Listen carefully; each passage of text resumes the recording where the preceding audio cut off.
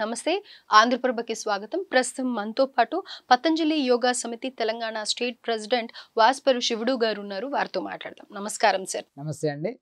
Sir, వాతానికి సంబంధించి గాలి వల్లనే అనేక సమస్యలు వస్తూ ఉంటాయి. అది మనిషి బాడీలోకి వెళ్ళటం వల్ల అనారోగ్యాలు అనేది కలుగుతూ ఉంటాయి అని చెప్పారు. దానికి సంబంధించి స్టిఫ్నెస్ కానీ లేకపోతే కనుక ఇంకా వేరే ప్రాబ్లమ్స్ కూడా చెప్తూ ఉన్నారు. దీంట్లో అసలు ఆ గాలి అనేది ఎలా ఎంటర్ అవుతుంది, దానివల్ల వచ్చే అనారోగ్యాలు ఏంటి అనేది చెప్పండి. కరెక్ట్. నమస్తే అండి. ఆంధ్రప్రదేశ్ ప్రేక్షకులకు నమస్తమాంజల్లో మీరు మంచి క్వశ్చన్ వేశారండి. గాలి మన శరీరం లోపలికి చొరబడడం, ఇది 3 రకాలుగా చొరబడుతుందండి. ఇలా చొరబడుతున్నటువంటి దాని వల్ల అనేక రకాల డిజార్డర్స్, అనేక రకాల సమస్యలకి, ప్రమాదాలకు గురవుతాం మనం. ఇప్పుడు వాయువు ఒక్కోసారి అది మన లోపల తుఫాన్ని కూడా సృష్టించవచ్చు, అంత ప్రమాదకరమైనటువంటిది. ఈ వాయువు చొరబడడం అనేది ఎక్కువగా వేగం వల్ల, వేగంగా జర్నీ చేసినప్పుడు, బస్సులో కానీ ట్రైన్లో కానీ బైక్ మీద కానీ వేగంగా జర్నీ చేసినప్పుడు మనకు గాలి ఎలా వేగంగా తగులుతుంది.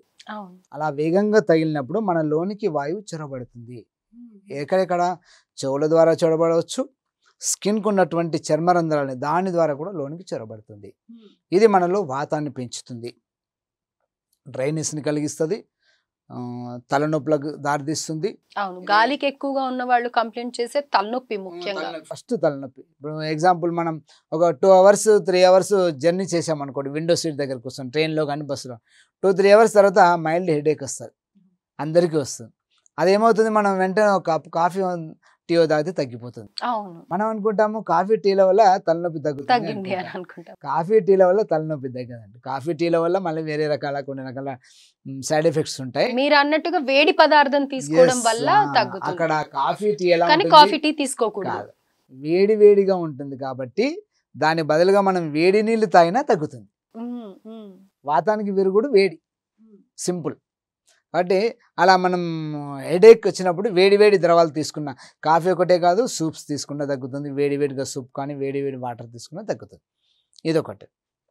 రెండవది, వాతం చొరబడడం మన దేహంలోకి మెయిన్గా మన యొక్క చెవుల ద్వారా గాలి చొరబడేటటువంటిది అనేక రకాల ప్రమాదాలకు దారితీస్తుంది. చెవుల ద్వారా గాలి చొరబడితే, మన ఎగ్జాంపుల్ విండో సీట్ దగ్గర, జర్నీలో విండో సీట్ దగ్గర కూర్చున్నా చెవులో చొరబడుతుంది. మనం బైక్ మీద జర్నీ చేసినా చెవులో చొరబడుతుంది. అండ్ ఇంకొకటి ఏంటి, మనకి ఫ్యాన్ కింద పడుకుంటాం మనం నేరుగా ఫ్యాన్, మన లోపల బాగా వాతాన్ని పెంచేటటువంటి ప్రధానమైనటువంటిది డేంజరస్ ఇన్స్ట్రుమెంట్ ఏదంటే ఫ్యాన్. మనం ఎక్కడికి వెళ్ళకుండా మన ఇంట్లోనే వాతం పెంచుకుంటాం. వేగంగా గాలి మన లోపల చొరబడితే మన లోపల మొత్తం స్టిఫ్నెస్ పెరిగిపోద్ది. పెయిన్స్ రావచ్చు, డ్రైనెస్ రావచ్చు, హెడేక్స్ రావచ్చు, తర్వాత జాయింట్ పెయిన్స్, బాడీ పెయిన్స్ రావచ్చు, హార్ట్ అటాక్ రావచ్చు, పెరాలసిస్ రావచ్చు. ముఖ్యంగా చెవుల ద్వారా గాలి దూరితే ముందుగా వచ్చేది థైరాయిడ్. థైరాయిడ్కి ప్రధాన కారణం చెవుల ద్వారా గాలి దూరడం. ఇవాళ రేపు చిన్న పిల్లల దగ్గర నుంచి థైరాయిడ్ సమస్య. ఇప్పుడు డాక్టర్స్ అయితే థైరాయిడ్కి సరైనటువంటి కరెక్ట్ రీజన్ చెప్పమంటే డాక్టర్స్ కరెక్ట్గా ఎవరు చెప్పలేరు. నేను అడిగాను చాలామంది డాక్టర్, 2-3 చెప్తారు. హార్మోనల్ ఇన్బ్యాలెన్స్, 2-3 రకాల కారణాలు చెప్తారు. హార్మోనల్ ఇన్బ్యాలెన్స్ రావడానికి కూడా ఒక కారణం ఉంటుంది కదా, అదేంది, వాతం పెరగడం. చెవుల ద్వారా గాలి దూరడం వల్ల ముందుగా వస్తుంది థైరాయిడ్. ఇప్పుడు నాట్ ఓన్లీ గర్ల్స్, జెంట్స్ కూడా థైరాయిడ్ బాగా పెరుగుతుంది. అందరూ ఫ్యాన్ కిందనే పడుకుంటారు. ఇప్పుడు ఫ్యాన్ లేకుంటే నిద్రే రాదు. అది కూడా హై స్పీడ్లో పెట్టుకొని ఫ్యాన్ కిందనే పడుకోవాలి, గాలి మొత్తం మనకే రావాలి, హై స్పీడ్. దానికి అలవాటు పడ్డాం మనం. అవును, ఇది అనేక రకాల రోగాలకు దారితీస్తుంది. ఇప్పుడు చెప్పినటువంటి 70% వాత సంబంధ వ్యాధులు అన్నిటి కూడా ఈ ఫ్యానే కారణం, ఫ్యాన్ కింద పడుకోవడమే కారణం. దీనివల్ల మెడ స్టిఫ్ అవుతుంది. చూడండి, మీరు పొద్దున్నే లేవడంతోనే మెడ స్టిఫ్ అయిపోతుంది ఫ్యాన్ కింద పడుకుంటే. ముఖం అంతా కూడా ఉబ్బిపోతుంది, మన బాడీలో వాపు కూడా కనిపిస్తుంది, ఇన్ఫ్లామేషన్ కూడా కనిపిస్తుంది. రాత్రి ఫ్యాన్ కింద పడుకుని పొద్దున్నే లేస్తే మన ముఖం అంతా ఉబ్బిపోతుంది. ఆ స్టిఫ్నెస్ లో కొంచెం ఇట్లా కదలిక ఏంటి, కళ్ళు తిరిగినట్టుగా కూడా అనిపిస్తూ ఉంటుంది. అది సింపుల్. దీన్ని మనం పొద్దున్నే ఎండలో ఒక 10-15 నిమిషాలు, హాఫ్ అన్ అవర్ కూర్చుంటే ఇప్పుడు చెప్పిన ఈ వాపు పోతుంది, స్టిఫ్నెస్ కూడా పోతుంది. అలా కాకుండా ముందే మనం చొరబడకుండా ఏం జాగ్రత్తలు పాటించాలంటే, ఈ చెవుల ద్వారా గాలి దూరడం వల్ల రెండవ భయంకర ప్రమాదం ఏంటంటే పెరాలసిస్కు దారితీస్తుంది. ఓ నేను చిన్నప్పుడు బస్సులో జర్నీ చేస్తున్నప్పుడు విండో సీట్ దగ్గరకు వచ్చిన. నేను అప్పుడు 15-20 ఇయర్స్ మధ్యలో ఉంటా. అప్పుడు ఒక పెద్ద ఆయన వచ్చి ఆ విండో మూసేయమని అడిగారు.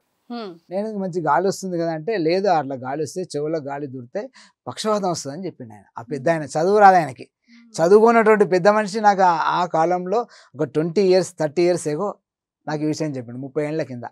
అంటే మన తల్లిదండ్రులు మన తాత ముత్తాతలకి వాత పిత్త కఫం గురించి సంపూర్ణ నాలెడ్జ్ ఉంది వాళ్ళకి, మనకు లేదు. అవును, వాళ్ళు ఏ చదువులు చదువుకోకపోయినా కానీ బాడీ పరంపరగా వాళ్ళకి తాత ముత్తాత నుంచి పరంపరగా ఈ విజ్ఞానం ఈ ట్రాన్స్ఫర్ అవుతూ వచ్చింది, వాళ్ళకి తెలిసింది. అంటే ఇప్పుడు నాకు ఈ సబ్జెక్ట్ని స్టడీ చేసిన తర్వాత ఆ రోజు ఆ పెద్ద ఆయన చెప్పిన విషయం నాకు ఇప్పటికి గుర్తుంది, ఇది కరెక్ట్ కదా అని. ఆ రోజు చెప్తే నేను నమ్మలే. ఇది పెరాలసిస్కు దారితీస్తుంది. ముందుగా థైరాయిడ్కి. దీని నుంచి ఎలా మనం రక్షించబడాలి? చెవులో దూది పెట్టుకొని పడుకోవాలి, ఫ్యాన్ కింద పడుకోవాలనుకుంటే. ఎప్పుడైనా కానీ ఎప్పుడైనా డైరెక్ట్ ఫ్యాన్ కింద అయితే పడుకోకూడదు. డైరెక్ట్ కానీ మనకు డైరెక్ట్ ఫ్యాన్ కింద వేరే ఆప్షన్ లేదు, ఇక డైరెక్ట్ ఫ్యాన్ కిందనే పడుకుంటాం. అప్పుడు ఏం చేయాలి? చెవులో దూది పెట్టుకొని పడుకోవాలి. అలాగే ఒంటి పైన పల్చటి దుప్పటి కప్పుకొని పడుకోవాలి. అంటే వేగంగా స్కిన్లోంచి గాలి చొరబడకుండా, చెవులోంచి గాలి దొరబడకుండా ఈ జాగ్రత్తలు తీసుకొని మీరు ఫ్యాన్ కింద పడుకున్నా మనం బయటపడవచ్చు, ఇప్పుడు చెప్పినటువంటి సమస్యలు రాకుండా. ఇది ఇలా చొరబడడాన్ని నిరోధిస్తే దీని ద్వారా వచ్చేటటువంటి సైడ్ ఎఫెక్ట్స్ అన్నీ కూడా మనం బయటపడవచ్చు. రైట్. సో ముఖ్యంగా చిన్నపిల్లల నుంచి పెద్దవాళ్ళ వరకు సమస్య ఎక్కువగా చూసేది ఎక్కడ అంటే, చిన్న రోగమే అనుకున్నా కానీ కొంతమందికి అది తీవ్రంగా ఉండటం వల్ల థైరాయిడ్ ఎక్కువ ఉన్నా లావైపోతూ ఉంటారు, కొంతమంది సన్నగా అవుతూ ఉంటారు.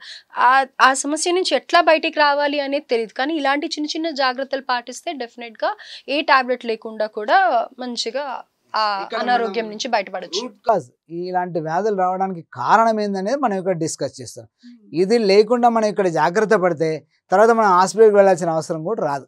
థైరాయిడ్ ఒక్కటే కాదు, పెరాలసిస్ కూడా, ఇందాక మీకు చెప్పినట్టుగా పెరాలసిస్ కానీ, హార్ట్ అటాక్ కానీ, ఇంకోటి చెవుల నుంచి చాలా మందికి చెవుల్లో గాలి వెళ్ళినా నీళ్లు వెళ్ళినా కూడా జలుబు చేయటం కానీ, తలనొప్పి ఇలాంటివి కూడా తగ్గుతాయి. ఇప్పుడు మీరు అన్నారు ఒకటి, కళ్ళు తిరుగుతాయని. చెవులోంచి గాలి దూరినప్పుడు కూడా చెవి లోపట ఇన్నర్ ఇయర్లో, మిడిల్ ఇయర్ ఇన్నర్ ఇయర్ మధ్యలో ఈ మన బ్యాలెన్స్డ్ నర్వ్స్ ఉంటాయి, చాలా పల్చటి బ్యాలెన్స్ చేసేటువంటి నర్వ్స్ ఉంటాయి. అవి కనుక వీక్ అయితే, డ్యామేజ్ అయితే వర్టిగో వస్తారు. వర్టిగో ఈ మధ్యన ఎక్కువగా వింటున్నాయి. ఈ మధ్య వర్టిగో ఇష్యూస్ చాలా మందిలో వస్తున్నాయి. ఇది కూడా వాతానికి సంబంధించినటువంటి డిజార్డరే. ఇంకా వర్టిగో వస్తే కొన్ని రోజులు రెస్ట్ కావాలి, ఏ పని చేయలేము, పడిపోతారు. ఎక్కడంటే అక్కడ బ్యాలెన్స్ ఉండదు. ఇప్పుడు మనం ఇలా కూర్చున్నాం, మనల్ని బ్యాలెన్స్ చేస్తుంది మన nervous system.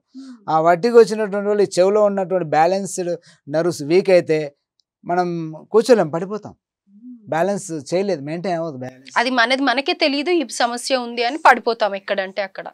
Right. Thank you sir, thank you so much.